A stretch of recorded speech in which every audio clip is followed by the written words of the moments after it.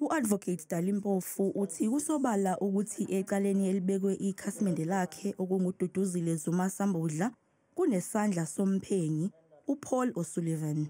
Lokhu-ke kuza njengoba ummeli uSarah Jane Trent okunguye owamangalela uZuma Sambudla ebesebhokisini lofakazi namhlanje.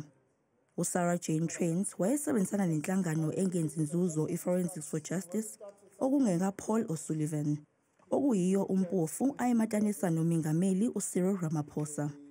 I don't think it's necessarily a representative. Forensics for Justice opened the case. I opened the case as part of Forensics for Justice, who decided that we would open it. So I guess you could say representative capacity.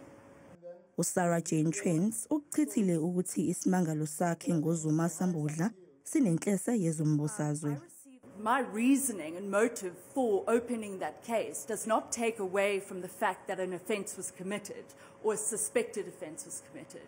So whether it's politically motivated, I can't say why the charges were brought.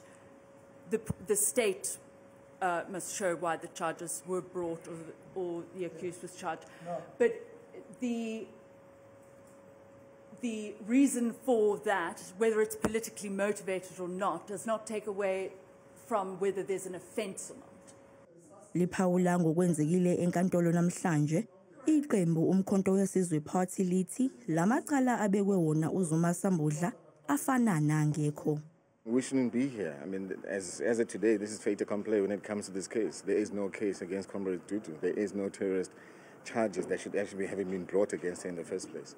So if they're trying to silence her, trying to silence us, we're saying it's not going to happen. We're going to continue to expose what's happening in this government and in this country. And that's that. We're resolute on that. Icala lizoqhubeka ngomsombuluko nofakazi omusha.